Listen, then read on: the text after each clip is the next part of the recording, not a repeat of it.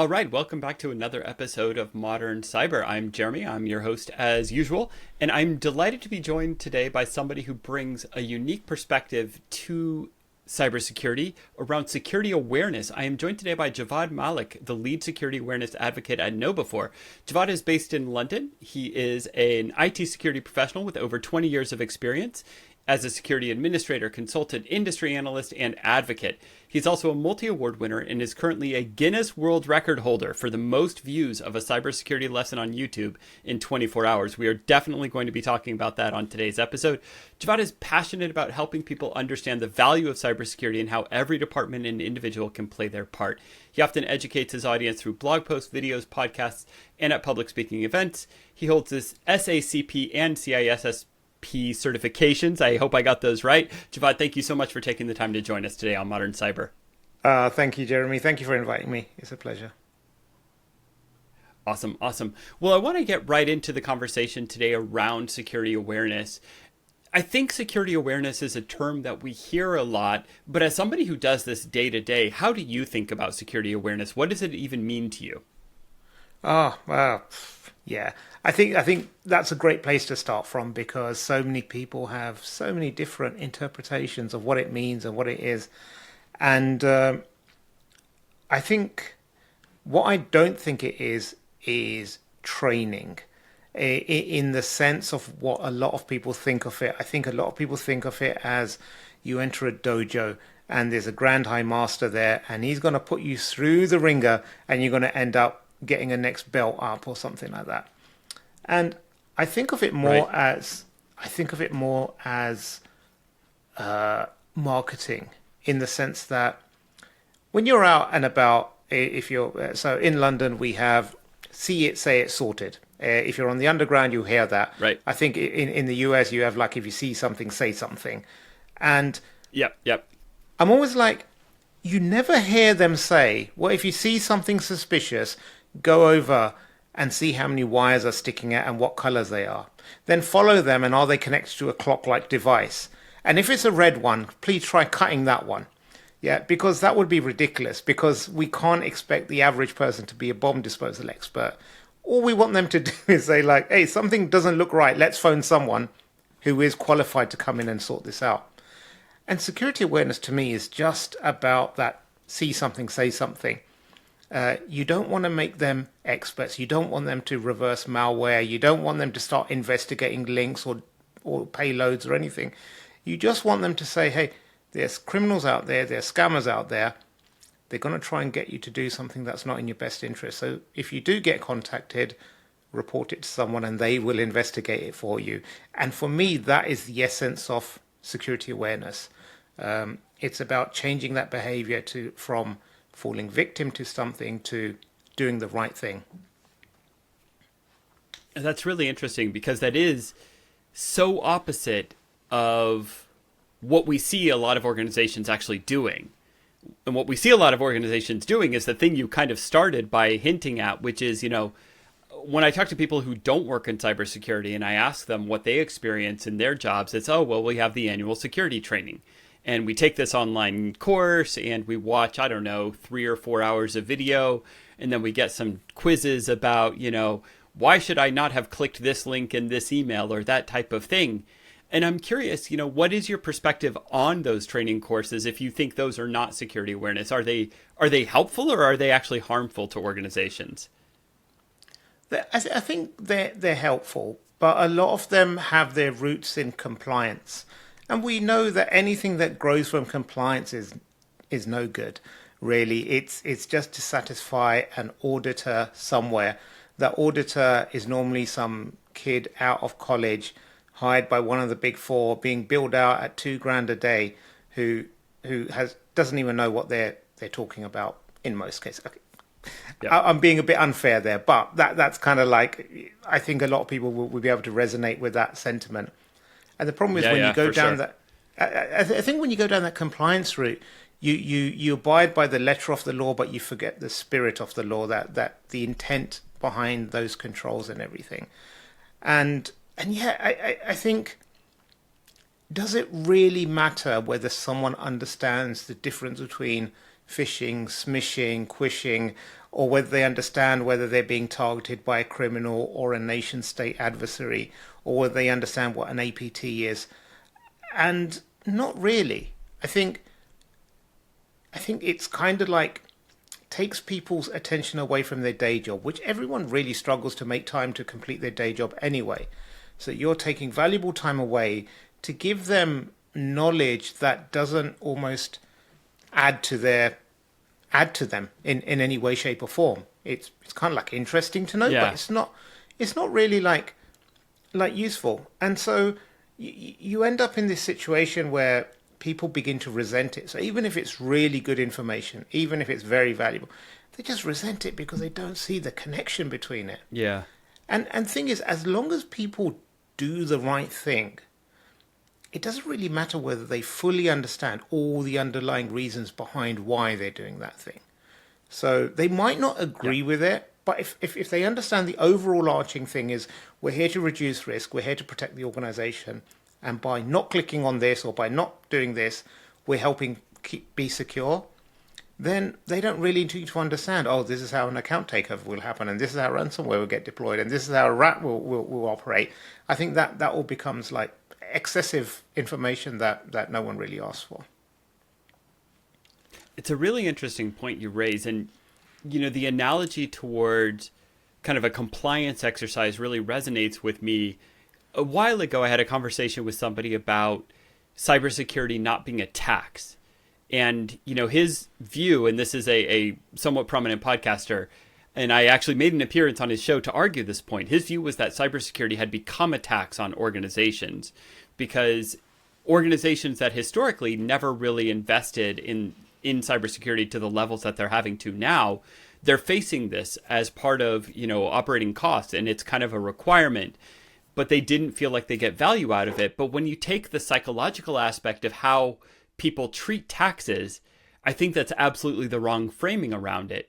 Especially here, it might not be the case in the UK, but especially here in the US, people are almost incentivized to kind of cheat on their taxes and to really do and pay the absolute minimum that they can get away with. And you even see politicians boasting about how they're gaming the tax system, right? And so I just think that mindset that it creates, if you frame it as a tax, it's okay, well, I'm going to have to do it, but I'm going to hate it. And I'm going to try to kind of wiggle my way out of it as best I can. And that sets out the wrong kind of mentality going into it. Is that kind of how you see the compliance angle playing out in security as well? Yeah, I think that's such a great analogy. I love it. The taxation and how people will try to avoid it, because you're right. It's just that negative connotation. It's that compliance. Oh, I have to do this. And as soon as you have to do it, as soon as there's a force and like the reasoning behind it is because so-and-so regulator says so, begrudgingly people will go through it. They'll try to game the system as well. We've all seen, or we probably all tried to do it. We skip through the training, go to the quiz, try to guess it as best as possible and go back. Yep. And the same thing happens with general, I suppose, usage. You send out a simulated phishing attack, and if someone falls victim to it, and they then have to do like 40 minutes of training on the back of it, it's kind of like, oh, at first they tricked me and now they're punishing me. It's kind of like a double whammy. And that doesn't build good relations. That doesn't build good. And I think one of the key things is we need security departments to have good relations with the rest of the organization. If they're being perceived as a department of no, or if they're the ones that are always there to slap someone on the back of the wrist and say, you did this wrong, then they're never going to approach them. And this is why we end up with things like shadow IT. This is why we end up with people emailing stuff to their home, because they're trying to get their job done. And they have this feeling that if I ask the security team, they're just going to say no, or they're going to like report me or something. I can't deal with this hassle. I've got to get the accounts done by the end of the day. So I'm just going to go ahead and do that. Yeah, it's such a great point.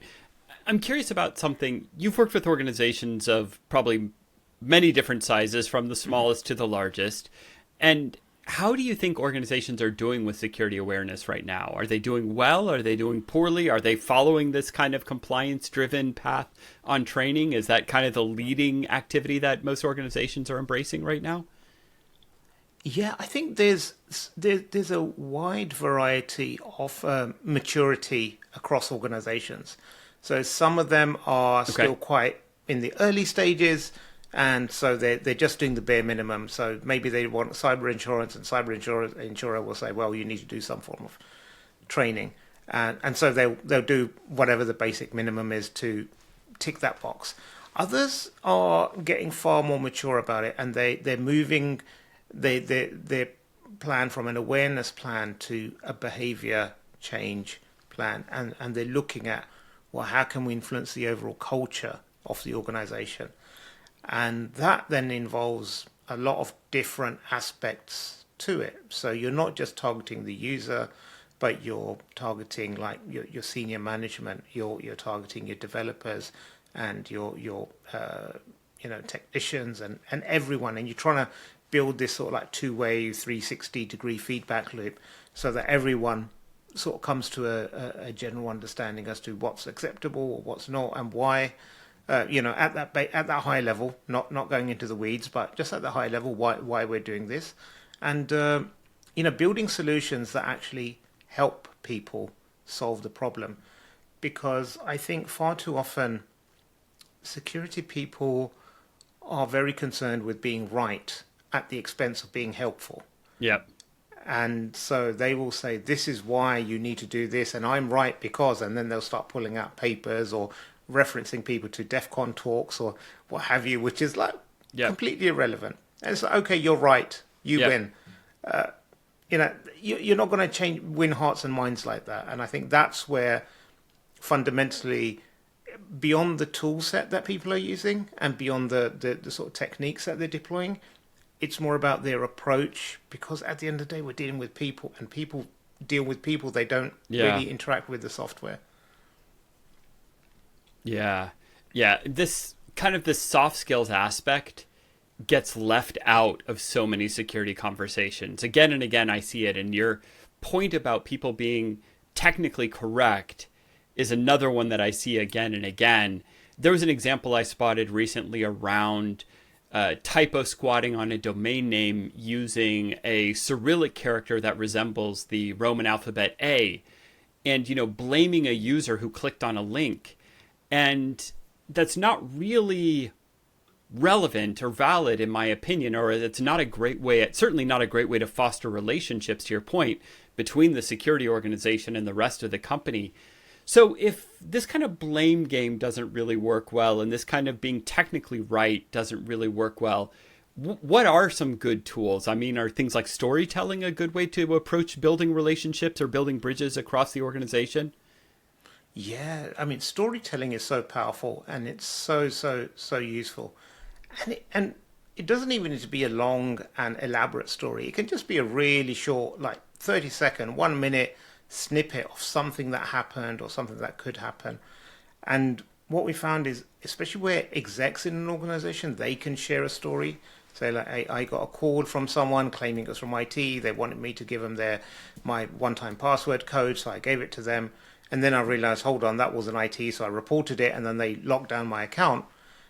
That makes a really powerful story, because you've got elements of like someone falling for it, and it's an exec. It removes the stigma associated with, oh my God, I got targeted, with, hey, anyone can get targeted. And then these are the steps you're meant to follow. So that's embedded into the story. And also there's a no blame at the end of it.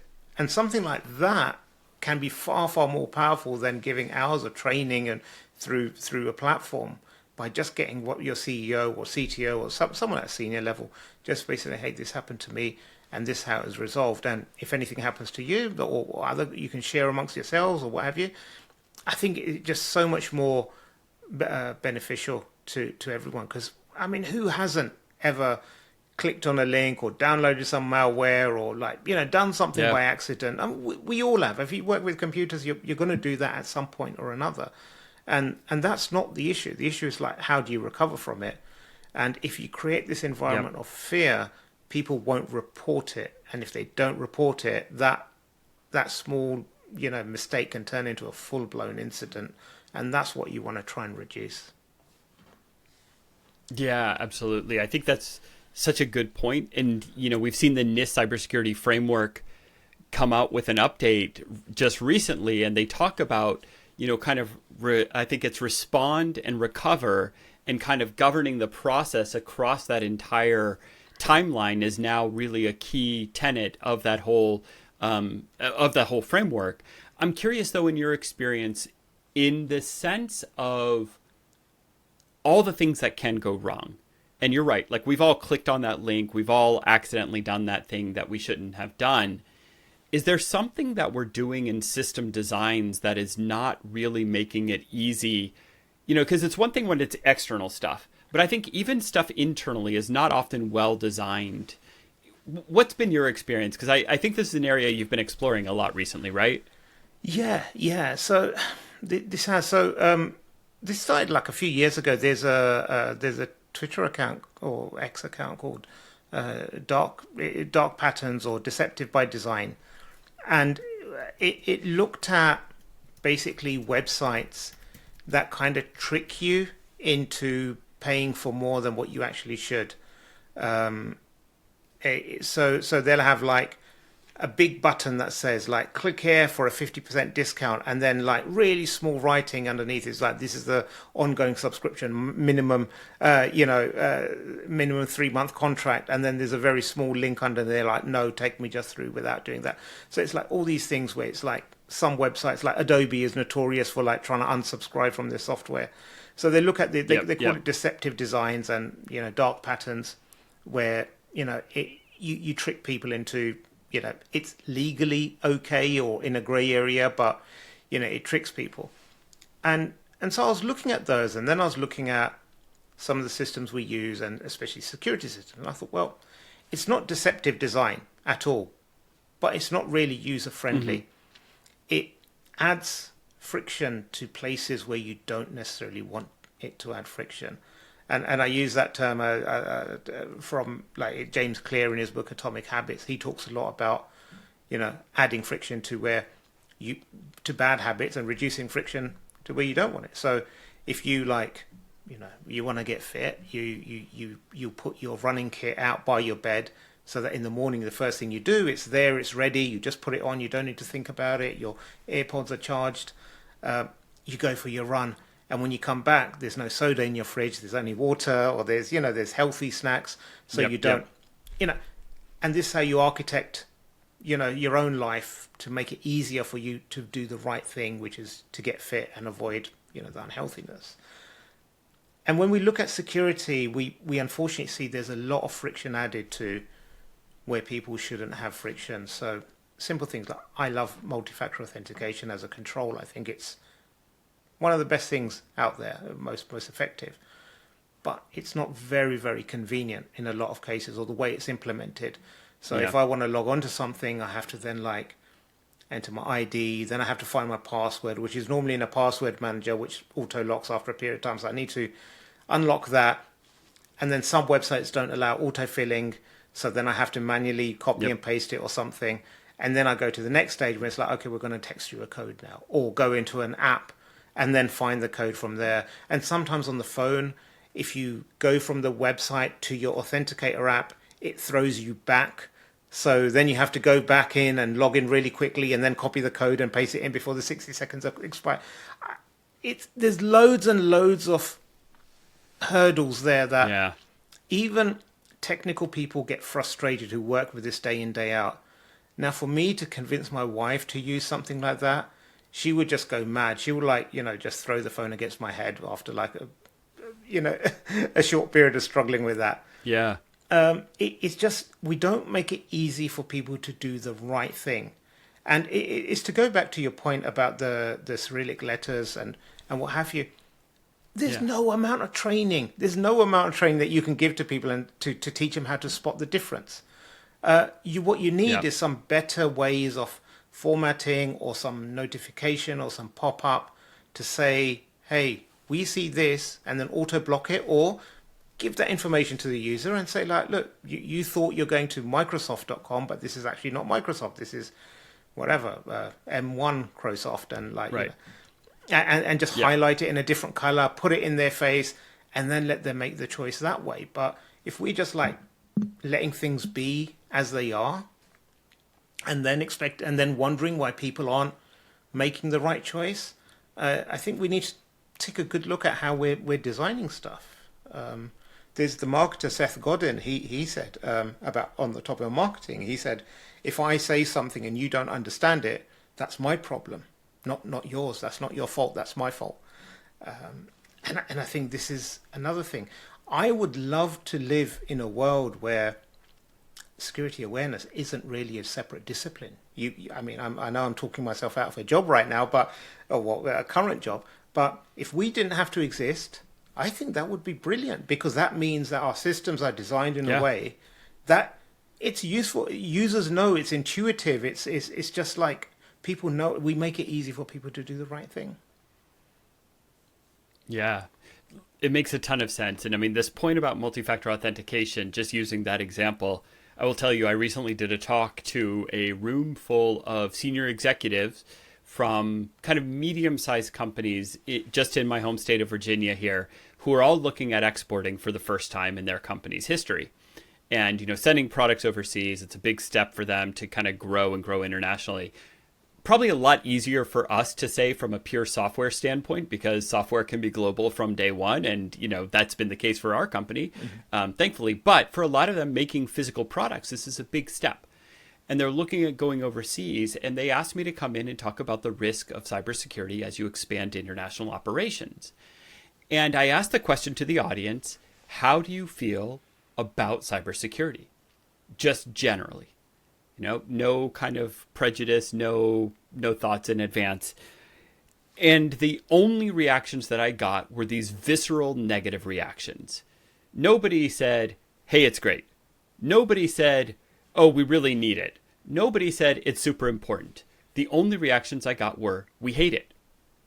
And I'm with you. If we lived in a world where our jobs weren't necessary, I'd actually be totally fine with this. I can find many other things to do with my time. And by the way, many of them might be a lot more fun, right? And they won't involve being part of the perceived Department of No, and they won't involve this kind of friction and this kind of stress when you respond to an incident and all the negative things that do come along with the jobs, which, by the way, we willingly signed up for. So I'm not trying to say anybody coerced me into this or anything like that. But I would be thrilled if there was no need for our job, if information was just secure, and if it wasn't valuable in the hands of the bad actors, and if there were no bad actors to actually go after it.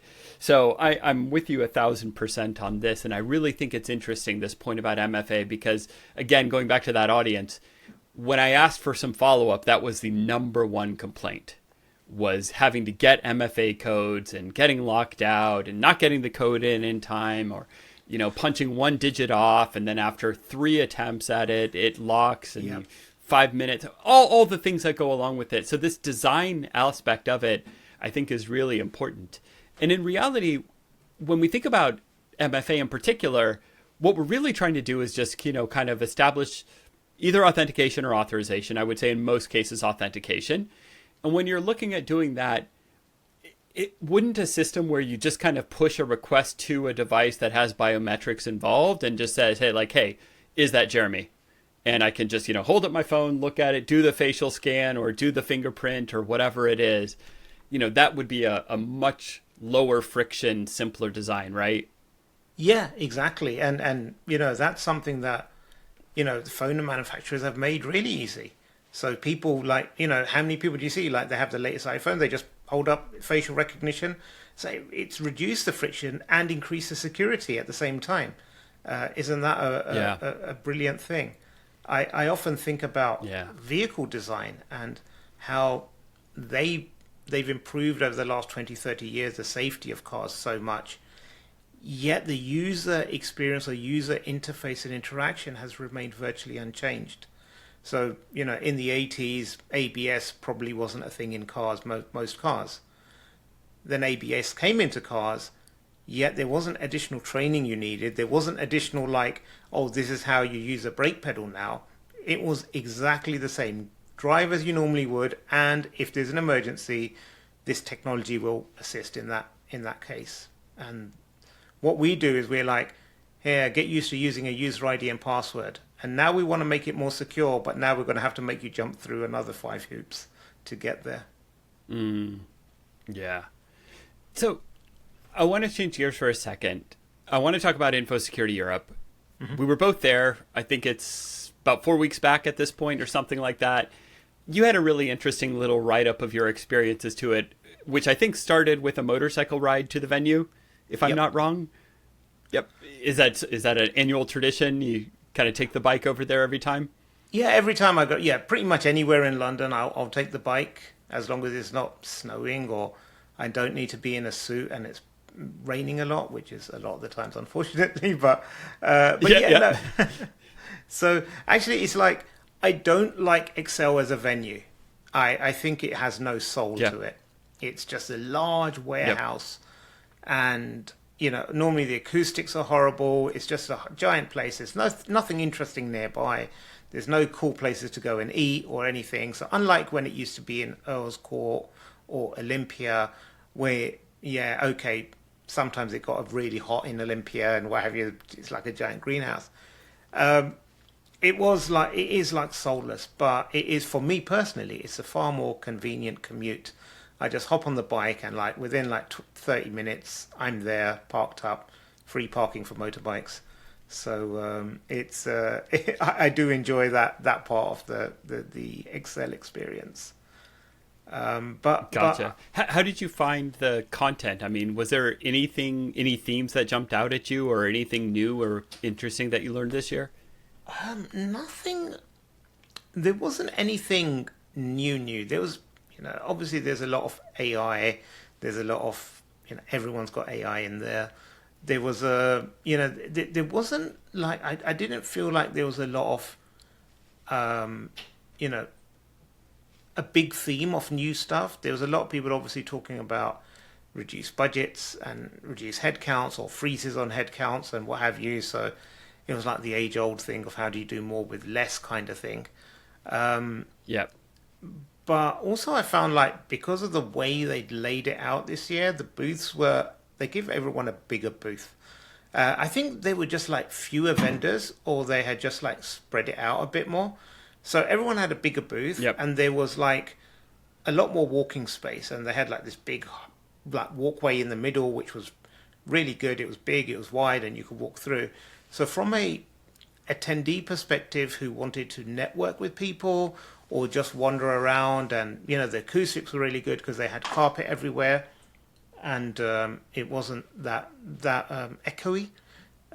It turned out to be a very pleasant place just to be and have conversations with, because normally it's very noisy and echoey. From a vendor perspective, I think that worked against them because there was so much space for people just to wander around and not get close to the booth, so they didn't really see anything. There was less opportunity for the people at the booth to interact with attendees or ask them what they're looking for or just have a bit of a chat. So I think in that way it was slightly counterproductive from a vendor side, but from an attendee side, looking to network and catch up and be very selective, I think it was a lot better than it was last year. And do you think in general conferences are becoming more relevant, less relevant in the age of kind of remote work?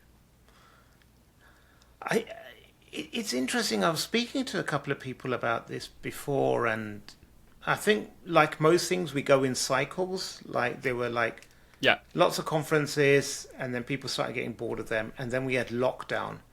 And then for a couple of years, what we had was virtual conferences, which on paper sound really good. It's efficient. You can attend a whole conference and you can not travel and you save costs and everything. But then people realize, I think, how much that human interaction actually matters, and it makes such a big difference. Those hallway conversations, those just random little comments that you hear, I think those are invaluable. And I think just for that, conferences would always have an importance or a place in the industry for sure. Yeah, it's been interesting. I've had kind of a couple of reactions from people when I've asked this question, and I'll tell you my opinion is I think they're actually becoming more relevant, and I'll tell you kind of two reasons why. One is, what was the last virtual conference that you actually attended? And I don't mean you had running an A browser tab and A device on A screen on your desktop. paying it 1/3 to 1/2 attention, right? So that's the first point. And the second point is, it's actually almost the only business travel that most people are doing anymore. You don't find a lot of, oh, we're going to come visit you in your office, because so few people are actually going to an office on a regular basis that, the conference is the only place that you can have those face-to-face interactions, and you can have, to your point, those interesting hallway conversations and the possibility of bumping into somebody and having an interesting chat. So that's been kind of my take on them. We're coming close to time here, but I've got one last thing I really wanted to talk to you about. I loved this detail from your bio about being a Guinness World Record holder for the most views of a cybersecurity lesson in YouTube in 24 hours. So first thing is, how did you get inspired to do this? This was a kind of like a joint project. It was like put forward by our PR agency, said, wouldn't this be fun? And we said, that would be great fun. And then we done it in conjunction with another vendor called, I can't remember their name, just escapes me. The certificate's right behind me on the wall. You could probably see, I don't know if this goes out as a video podcast, but that's the certificate there. One login, they're the ones I think that were with us. Yep. So, because there's a lot of resources and time and preparation you need to put into this, and you need to market it a lot and get people on board and what have you. So that was kind of like, it started off just as basically a PR exercise. Like, well, what can we do that's not been done out there in the industry that could be a bit of fun? It could be like useful to people and what have you. And then it was like, well, you do security awareness. Yeah, we do security awareness. Why don't you do a webinar on security awareness? See if you can break a world record, because that's not been set yet. Or set a world record, because it's not been set yet. So we were like, well, so we can get like 50 people and it'll be a record. And they're like, well, it doesn't quite work like that, but they set some threshold there or what have you. But we met that, and now it's forever immortalized as a Guinness World Record holder. So it was a great experience to go through, and I think it's also just, for me, one of the biggest benefits is that, well, it's a great conversation starter, or like, now I'm never stuck when people say, like, tell us an interesting fact about yourself. So I always like pull that one out. But also, I think it was a really good activity in bringing the message to a far newer and broader audience than what we're usually used to speaking to. So normally it's within the industry, you go to an InfoSec or something like that. If it's not security professional, it's technology professionals have a good idea. But by doing this, it was like, it went to a far broader world, and like, people who never interacted with cybersecurity or, have very little understanding, they was like, oh, this is interesting.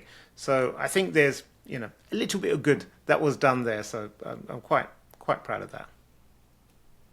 And what was the actual topic that you delivered? The topic I delivered was on ransomware. It was just like a brief history of ransomware, where it started from, how it developed, where it is now, and what things people can do to protect themselves and their organizations. Awesome. And how many views in 24 hours? I can't remember the exact number. It was something like 1,500. It wasn't huge. It was a really low number or something. It got more views after that period, but it was 1,500, 15,000, something like that. I can't remember. It wasn't a large number, but yeah, we still set the record. So we got the certificate. We got put into the online website, not the actual physical book, but still, it was something there for us. Awesome. Well, we will try to include a link in the notes for today's episode, along with a link to deceptive patterns that we talked about earlier in the episode, as well as to KnowBe4 and Javvad Malik, your own channel on YouTube, which I've just found as we've been talking here. And I know there's a lot of great content there for people to consume. It's been a real pleasure talking with you today, Javvad. Thank you so much for taking the time to join us on Modern Cyber. Yeah, thank you so much for having me. All right. And to everybody listening, remember, please do us a favor, rate, review, share, all that good stuff. And we will talk to you next time on the next episode. Bye-bye for now.